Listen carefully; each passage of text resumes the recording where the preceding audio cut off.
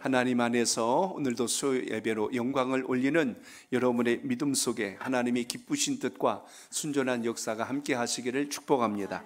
말씀의 제목 같이 나눕니다. 야곱의 영광을 회복하라. 야곱의 영광을 회복하라. 아멘.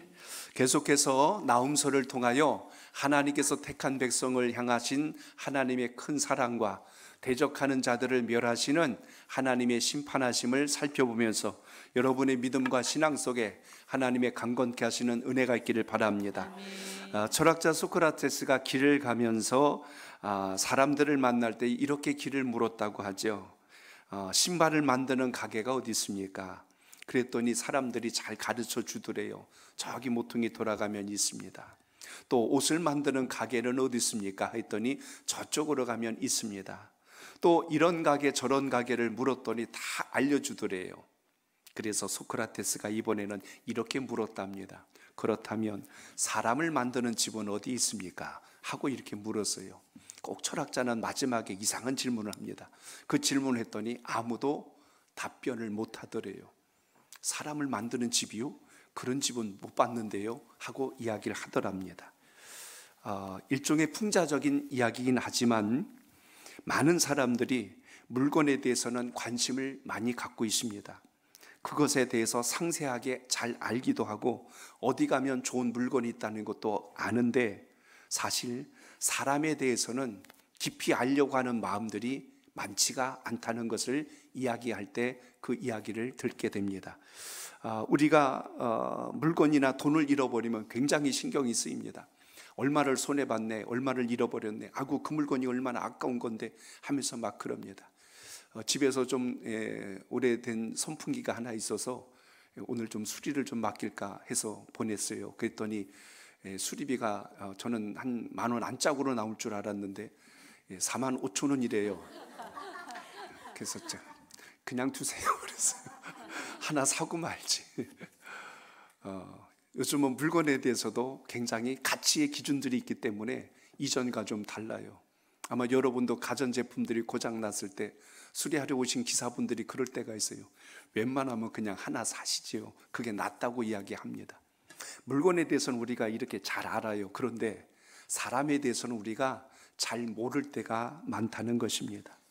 저 사람이 무슨 생각을 하고 있고, 저 사람은 지금 뭘 좋아하고 있고, 저 사람은 지금 뭘 주면 제일 좋아할까를 잘 모릅니다. 특히 이제 해피데이 축제를 앞두고 여러분이 초청해야 될 분을 이제 좀 심도 깊게 만나야 되는데 전부 다 강도를 조금 높이려고 하니까 막 경계하려고 그러고 또 뭔 일 생겼냐고 그러고 자꾸 이렇게 이제 경계합니다. 평상시 우리의 마음이 잘 교류가 안 되면 갑작스럽게 그 마음을 열려고 하면 어려워요. 언젠가도 그런 말씀을 드렸죠. 토끼는 귀하고 뒷덜미를 잡아야 안전하고 뱀도 목을 잡아야 안전하듯이 그런데 사람은 어디를 잡아야 돼요?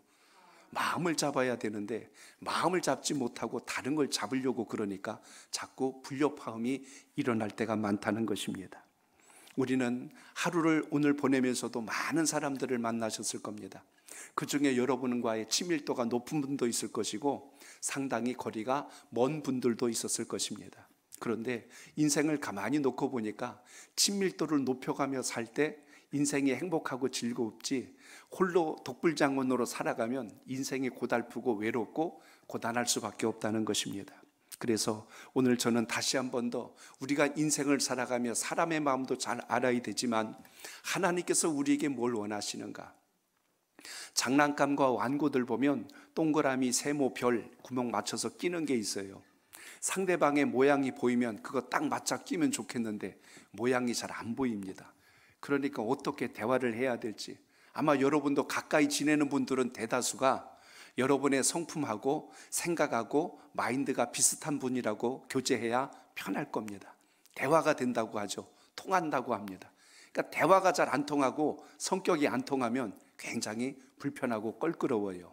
그래서 우리가 신앙생활을 해도 하나님과 소통하는 마음이 잘 이루어져야 신앙도 기쁘고 삶 속에 하나님의 섭리도 보인다는 것을 잊지 않길 바랍니다. 그래서 하나님과 잘 통하는 방법이 뭐냐면 예배와 기도를 통하여 주님을 깊이 만나시길 바랍니다. 그래야 주님이 기뻐하시는 게 뭔지를 알지요. 오늘 지금 본문 속에서 우리가 주목해야 될 게 있습니다. 오늘 본문은 바로 니느웨, 바로 이 아수르 제국의 멸망에 대한 나훔 선지자의 예언의 말씀이 나훔서 전체의 구성을 이루고 있습니다.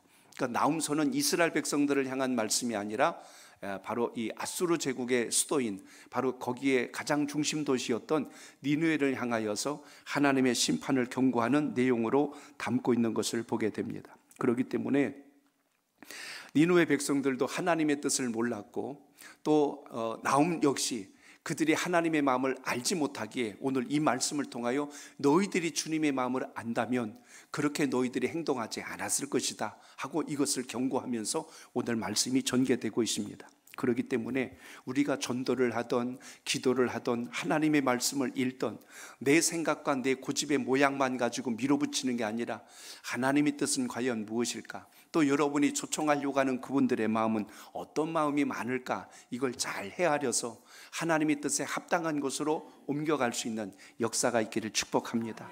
이제 해피데이 축제가 이제 3일 앞으로 다가왔어요. 목금토 3일 동안 여러분 최선을 다해서 만나시고 데려오시고 그들을 통하여서 하나님의 역사가 일어날 수 있도록 포기하지 말고 최선을 다하는 은혜가 있길 바랍니다. 한번 따라합니다. 찾아보자, 만나보자, 데려오자.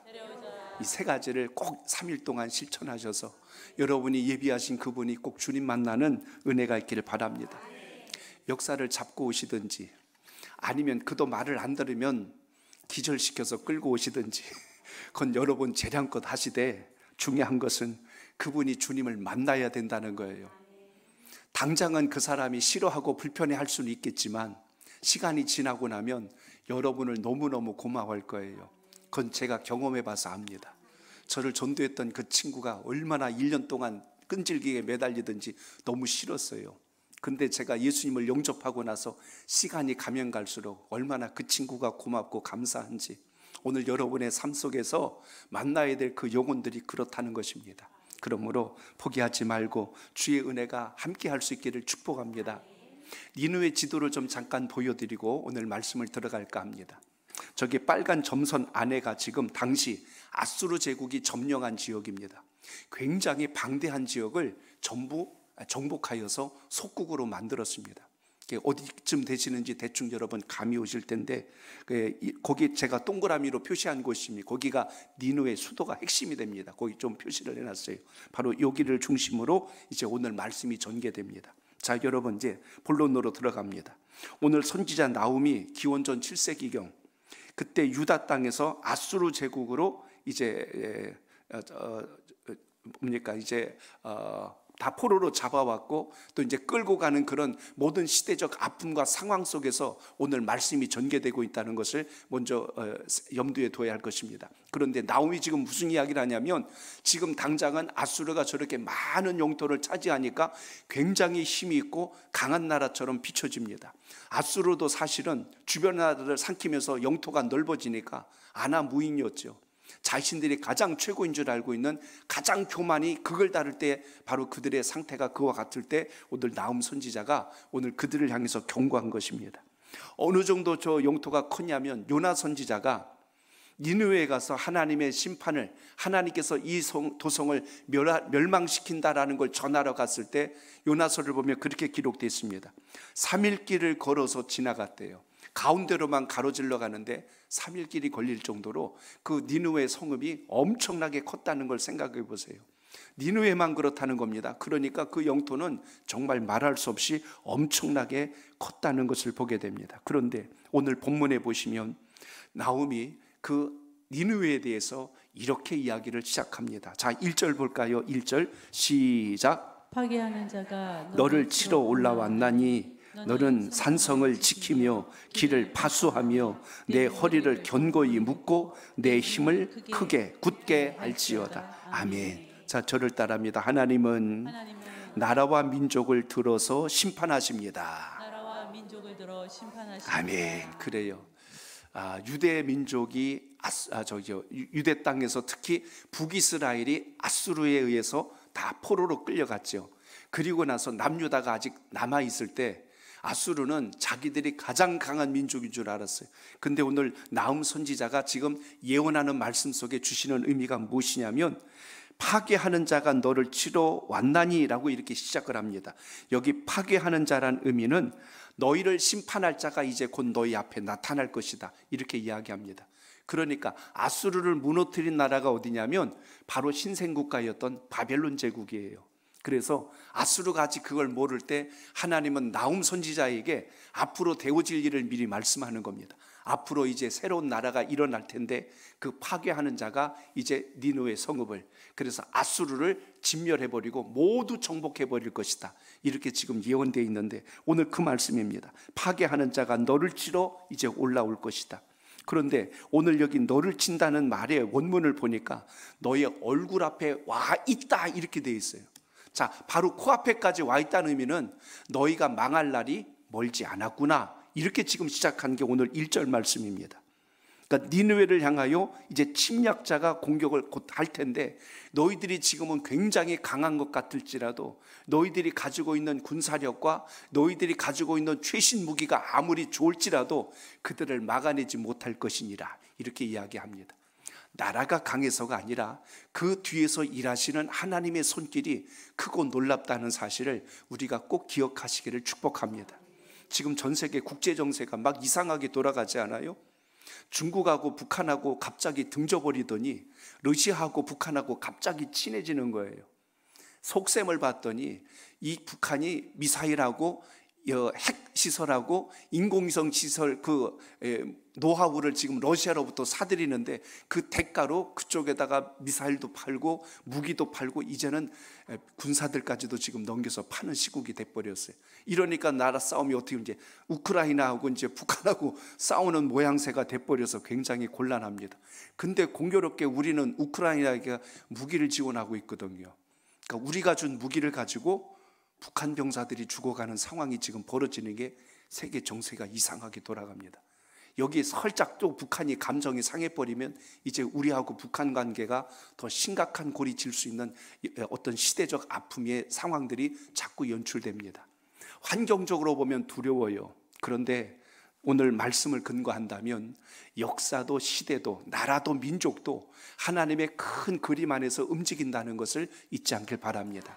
이 마지막 때 우리 민족을 들어 쓰시는 건 하나님의 주권적 섭리에 있지 북에서 핵미사일을 아무리 많이 끌어안고 있다고 해서 될 일은 아니라는 겁니다. 마찬가지로 오늘 아수르 제국이 당대에는 그렇게 막강한 힘이 있고 권세가 크다 할지라도 오늘 나훔 선지자가 외쳤던 것이 무엇입니까? 오늘 1절의 말씀을 조금 풀어서 설명하면 이런 뜻이 돼요. 내가 산성을 지키며 길을 파수하며 내 허리를 견고히 묶고 내 힘을 크고 굳게 한번 해봐라. 침략자의 공격을 한번 너희 막아봐라. 그것이 소용이 있을 줄 아느냐? 이런 이야기로 오늘 2장이 흘러가고 있는 겁니다.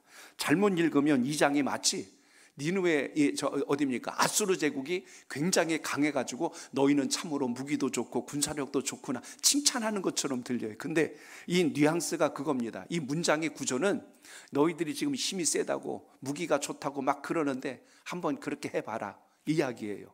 무슨 이야기입니까? 나훔 선지자가 지금 아수르 제국을 조롱하는 겁니다. 너희들이 힘이 있다고 하지만 하나님이 너희들을 그냥 둘 것 같으냐?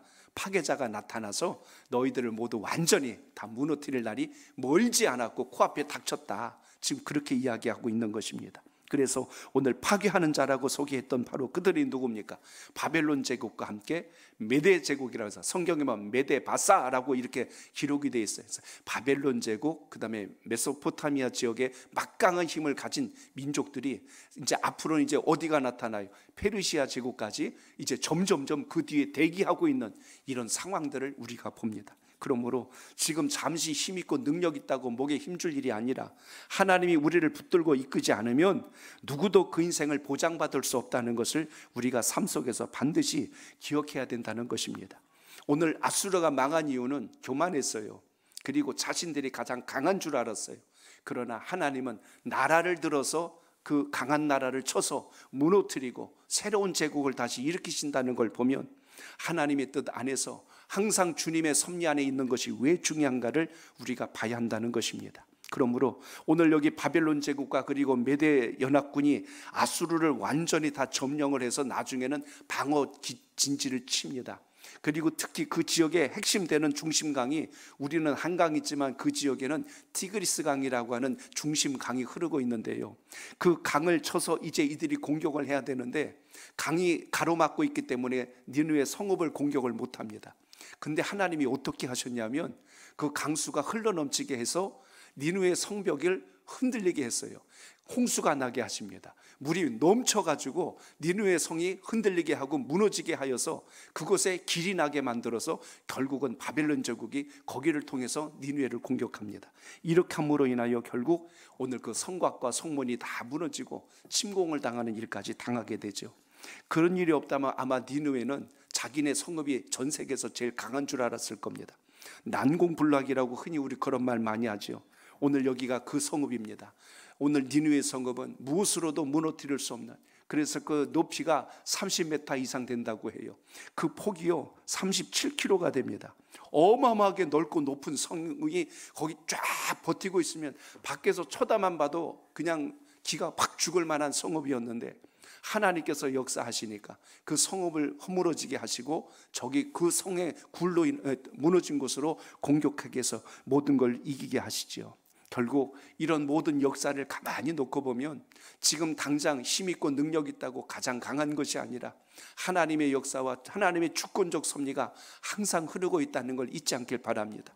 우리의 신앙도 마찬가지예요. 지금 잠시 힘들고 어렵다고 해서 내 인생이 무너지고 깨지고 박살나는 게 아니라 끝까지 하나님의 은혜와 하나님의 은총을 붙들겠다는 믿음의 결단을 갖고 있을 때 하나님은 마침내 사망의 음침한 골짜기에서 건져내실 뿐만 아니라 여러분을 가장 강건한 자로 이 땅에 존귀하게 일으켜 세우신다는 것을 잊지 않길 바랍니다.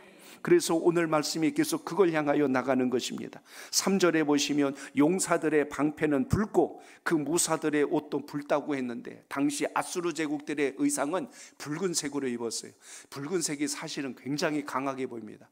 우리 무슨 국가대표 선수들 유니폼 중에 흰색 입고 뛸 때는 꼭 힘없는 것 같아. 근데 빨간색 입고 뛰면 그냥 막 날아다녀. 이상하죠? 꼭 그렇게 보면은 막 금방이라도 쳐서 이길 것 같아요. 근데 이 아수르 제국들이 붉은색 옷을 입고 전쟁터에 나타나고 생각해 보세요. 벌써 그것만 딱 봐도 벌써 가슴이 철렁 내려앉을 정도로 굉장히 힘이 있어 보입니다. 그들의 무기에 대해서 이야기하지요. 거기 보니까 병거의 쇠가 번쩍이고 노송나무 창이 요동친대요.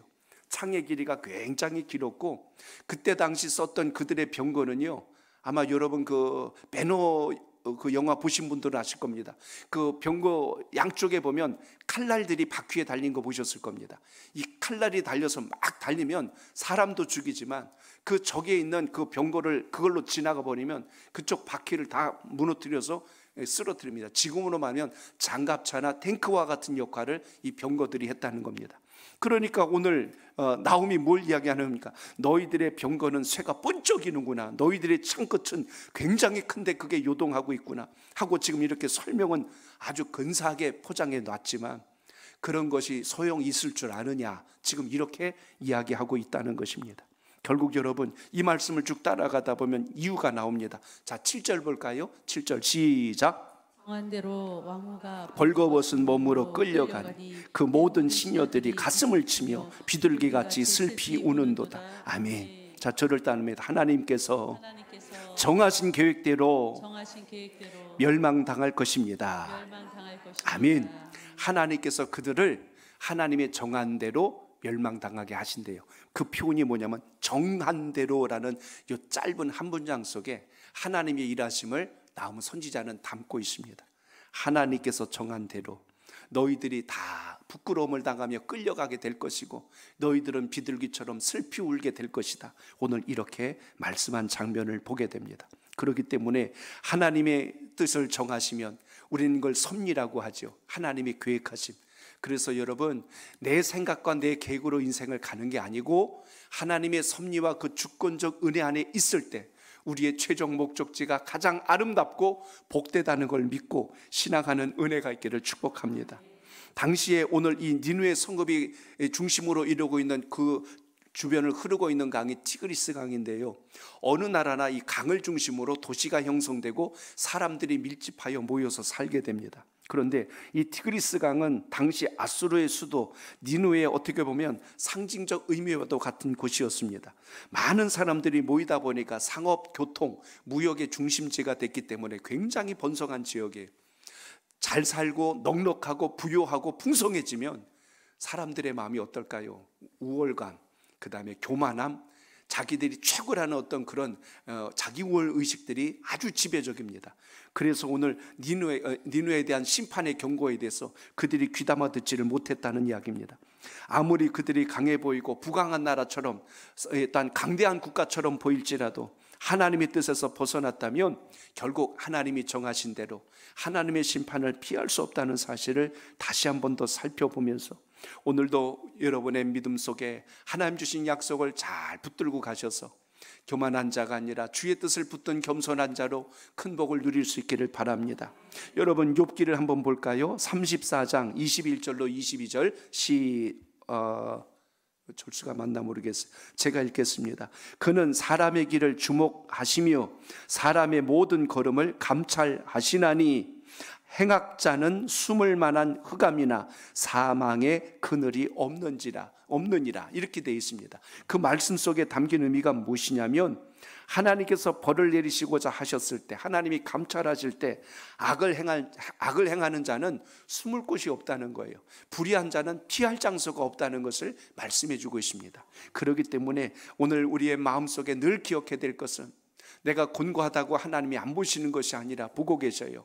또 우리가 평안할 때 하나님께서 우리를 내버려 두신 것이 아니라 그때도 주님께서 우리의 길을 인도하십니다.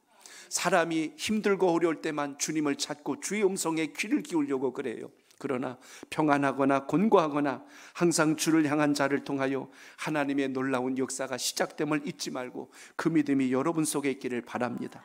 그러므로 죄인이 하나님의 심판을 피할 수 있는 길은 오직 하나밖에 없어요.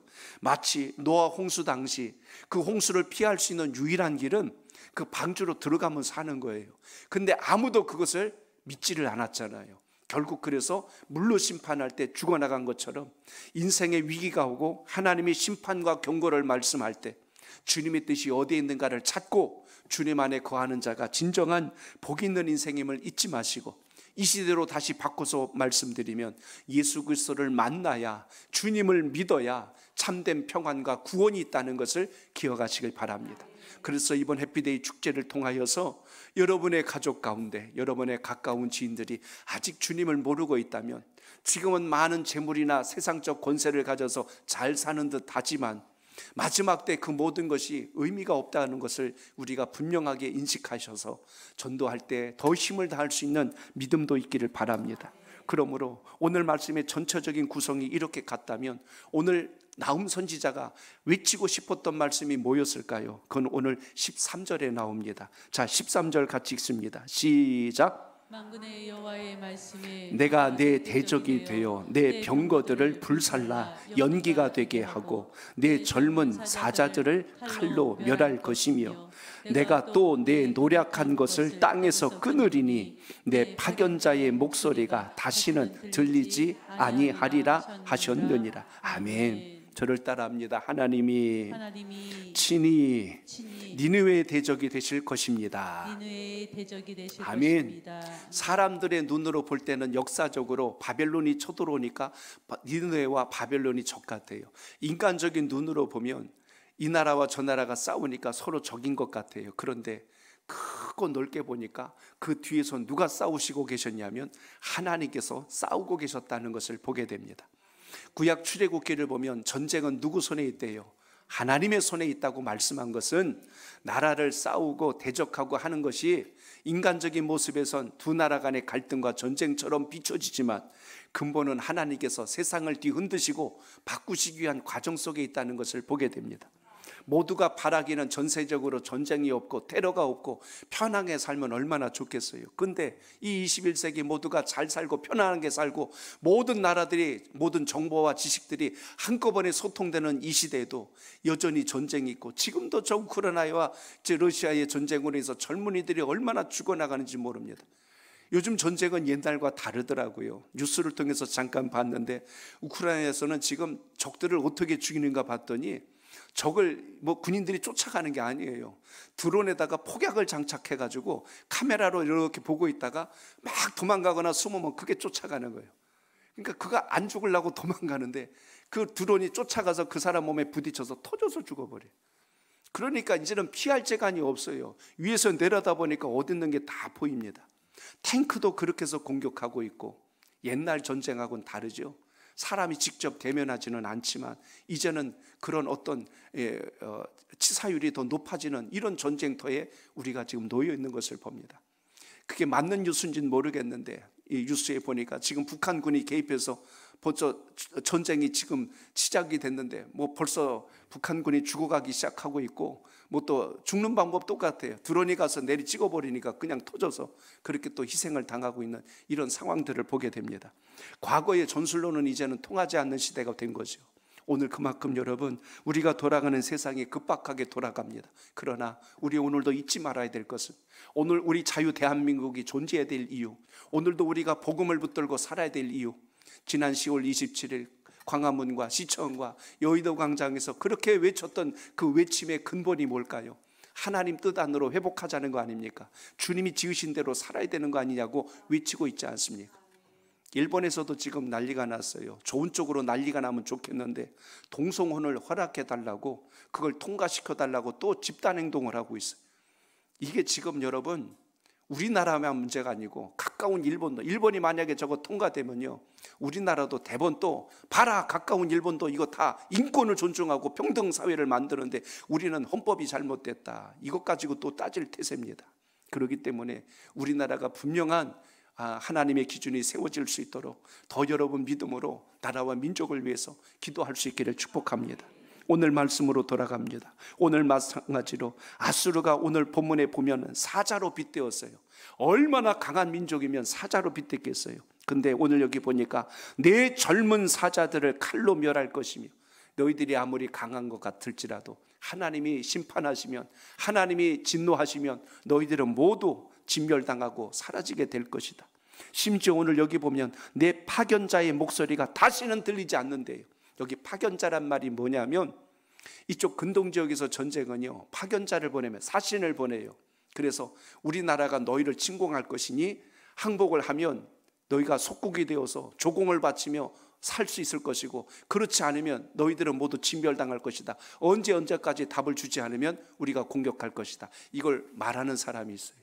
사신이라도 말하고 오늘 본문에서는 파견자라고 소개되어 있습니다. 그런데 이제 다시는 너희들이 어디 가서 파견자를 보내갖고 그런 소리 하지도 못할 것이다. 하나님의 심판이 크다는 것을 오늘 말씀해 주고 있습니다. 그래서 당시 니느웨에 대한 이 멸망에 대한 역사적 근거들을 찾을 수 없는 이유 중에 하나가 뭐냐면 하나님이 진멸해 버리셨기 때문에 그렇습니다. 그런데 19세기 초에 제가 자료를 찾아보니까요, 1842년 고고학자들이 이 바빌론 땅에 가서 실제로 니느웨가 있는 그 지역을 뒤져서 성읍의 흔적을 찾아냈어요. 성읍의 흔적을 찾아냈는데 정말 깜짝 놀랐다는 겁니다. 아까 말씀드린 대로 성벽의 두께가 엄청나게 두꺼웠고, 아까 말씀드린 대로 높이가 한 30여 미터. 제가 둘레를 좀 아까 잘못 말씀드렸어요. 96km. 둘레를 한 바퀴 돌았는데 96km.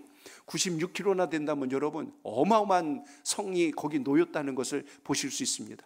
그러니까 니느웨를 바라보면요, 모두가 그냥 아이고 항복하는 게 낫지, 괜히 덤볐다간 개죽음 당할 것이다. 이 정도로 그 위험이 엄청나게 컸다는 것입니다. 그런데 오늘 나홈이 이야기하는 게 뭡니까?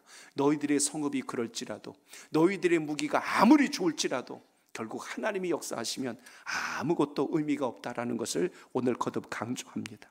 그렇기 때문에 오늘 눈으로 보는 세상의 강대국이 강한 게 아니고 하나님이 붙든 나라가 강한 민족이라는 것을 오늘도 잊지 않길 바랍니다. 대표적인 신뢰가 이스라엘 아닙니까? 나라도 없었던 민족이에요. 1946년인가요? 8년 그때 전까지는 나라도 없이 흩어져 살던 사람들입니다. 나라도 없이 흩어져 살던 그들이 지금은 영토를 차지하고, 그래도 전 세계 많은 곳에서 영향을 끼칠 수 있는 근본을 가만히 놓고 보면 하나님의 또 다른 주권적 섭리가 역사되고 있는 것을 보게 되죠.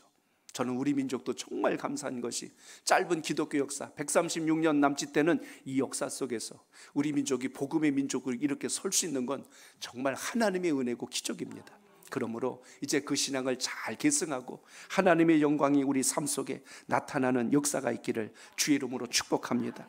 지금 당장 강한 게 아니다. 하나님 말씀 앞에 견고히 서지 않으면 그건 강한 게 아니에요. 이제 우리가 해피데이를 준비합니다. 어떻게 해서든지 한 영혼 한 생명 살리기 위해서 우리가 최선을 다할 수 있는 그 은혜와 역사가 우리의 심령 속에 살아길 축복합니다. 오늘 새벽 예배를 마치고 그냥 마음이 무거워서 오늘 제가 문자를 다 드렸어요. 하나님 앞에 영혼 생명 살리자고 하는데 앞선 주님의 일꾼들이 좀 깨어서 같이 기도하고 하나님께 매달려야 되는데 그러질 않는 거예요. 그러면 여러분, 주님께서 어떻게 그 속에 하나님의 영혼을 보내주시고 어떻게 함께 공동체를 이루도록 역사하시겠습니까? 그렇기 때문에 오늘 여러분 다시 한번 하나님의 말씀 앞에 견고히 서서 믿음의 역사가 세워지길 축복합니다. 내일 새벽에 하나님께서 또 한번 우리에게 간절한 기도의 시간을 주셨을 때 그것이 여러분의 기회가 되시길 바랍니다.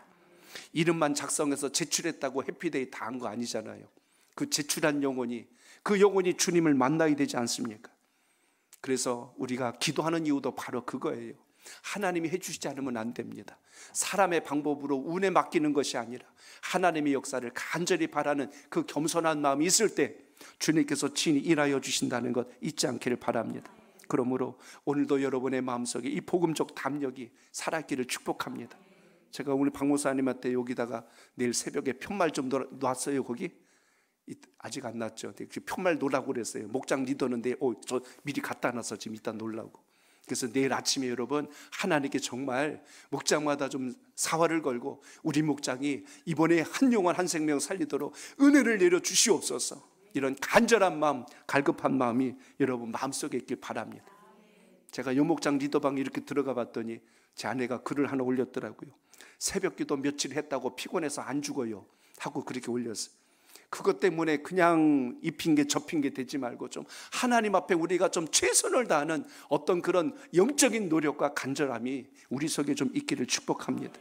그렇기 때문에 하나님께서 붙드는 영혼이 왜 중요할까? 하나님 앞에 엎드리는 우리의 자세가 왜 중요할까? 요즘 제 아내가 기도를 얼마나 세게 많이 했던지 목소리가 상해버렸어요. 그래서 고음이 잘 안 올라가요. 어제는 제가 집에서 아침 새벽에 뭘 좀 잘못했는데 제 아내가 화를 안 내는 거예요. 그리고 제가 얼마나 감사했는지. 제가 문자를 보냈어요. 여보, 오늘 이렇게 화내지 않고 얘기해줘서 고맙네 하고 이렇게 문자를 보냈더니 단문이 왔어요. 뭐라고 하냐면 목을 보호하려고 아끼는 중이에요 하고 이렇게 왔어요.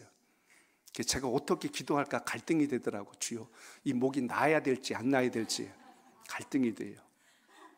근데 오늘 여러분, 하나님께서 우리에게 주신 사명은 언제나 최선을 다해서 하나님 역사를 이루겠다는 그 간절한 마음 여러분 속에 있길 바랍니다.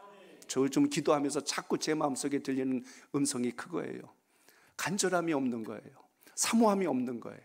자꾸 당연한 듯이, 아니면 그냥 무산이란 생각, 이것이 얼마나 신앙적 위기인가를 우리가 보여야 합니다.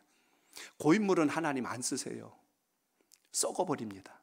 그래서 날마다 새로운 각오와 결단으로, 새로 등록하신 분들도 특세 나와가지고 기도하고 하나님께 매달리는 판국인데, 우리 하나님 일꾼들이, 목장 리더들이, 기관장들이 어찌 지금 주님의 이 막대한 영혼의 생명이 천국과 지옥을 왔다 갔다 하는 이 중요한 시점에 우리가 침묵하고 있을 수 있습니까? 그러므로 오늘 니느웨를 보십시오. 아무리 강해 보일지라도 하나님께서 역사하시면 이 나라는 사라지는 건 순식간이에요. 오늘 다시 주의 말씀 잘 붙드시고 믿음의 자리에서 영적 승리의 길이 여러분의 고백 속에 있기를 바랍니다. 오늘 하나님의 백성으로 이 험한 세상을 살아갈 때 혹시라도 고난이 있다고 해서 절망할 일이 아니라 하나님께서 우리를 통하여 하고 계신 그 뜻을 분별하면 환난도 이길 수 있고 고난도 이길 수 있는데, 우린 그 앞에서 자꾸 넘어질 때가 많다는 것입니다. 하나님 주신 것 붙들고 이기는 신앙 여러분의 믿음 되시길 바랍니다. 우리가 찬송을 부를 때는 찬송가 94장처럼 주 예수보다도 귀한 것 없네, 이 세상 부귀와 바꿀 수 없네, 우리 고백은 그렇게 합니다. 그런데 여러분 가만히 생각해 보세요. 혹시 여러분이 주 예수보다 더 귀한 거 있네? 그게 물질이고, 그게 권세고, 그게 명예고 세상 자랑이라면, 그러고도 우리가 부귀와 바꿀 수 없네라는 찬양이 어떻게 우리 목구멍에서 올라올 수 있겠어요? 그러므로 오늘 다시 주의 말씀 잘 기억하셔서 하나님의 붙드심과 위로를 사모하시면서 하나님을 의지하고 승리하는 우리 온 성도들 되시기를 주의 이름으로 축복합니다.